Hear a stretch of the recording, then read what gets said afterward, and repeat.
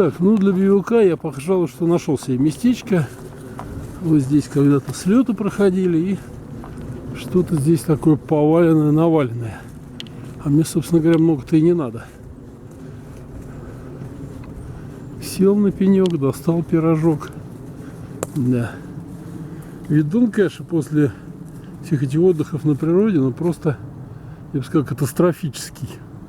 Катастрофический, товарищи. Убирайте с собой свое принесенное с собой. Убирайте, убирайте. Некому тут за вами. В лесу слух нету. Да. Ну ладно, сейчас где-нибудь тут притулимся. Местечко я себе выбрал вот такое. Тут достаточно лес загружен путешественниками, это хорошо. Вот между этими двумя деревьями я разведу сейчас небольшой костер. С помощью пилы отпилю себе небольшую чурочку. Ее наколю, разведу костер и сготовлю себе чай. Но прежде чем разводить огонь, я, конечно же, разгребу местечко.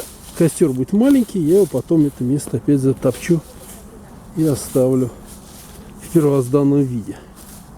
Из-за того, что у меня тросика не таганок, мне нужны два дерева. И расстояние между ними должно быть достаточно, чтобы корни не попортить. В принципе, все простое. Не бери больше, чем ты можешь съесть. Вот это мне вполне хватит, чтобы закипятить половинку вот этого чайника. Он на двоих, я один. Мне этого должно вполне хватить. Так, заготовим дрова.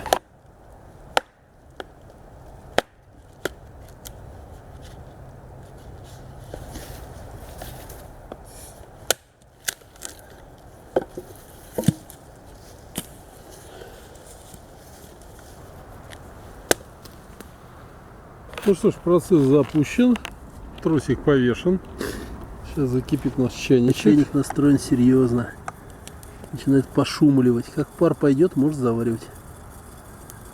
Вот так это, да. Закипает. Все проверим. Ага, закипел. Отлично.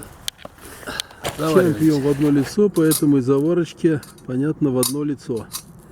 Так, пока заваривается, продолжаем работу на биваке. Надо убрать сейчас тросик, все сложить, и будет время отдыха у костра. Небольшое, но очень сладостное. Я с собой ношу две чашечки. Ну, я сейчас один. Вот, но тем не менее, мало ли, встретишь кого-то в лесу, поговоришь. Человек интересный. Нальешь чайку, вдвоем посидите, попьете, пообщайтесь. Лес, он неторопливость и обстоятельность любит. О как. Так, ну ладненько, пьем чай и идем.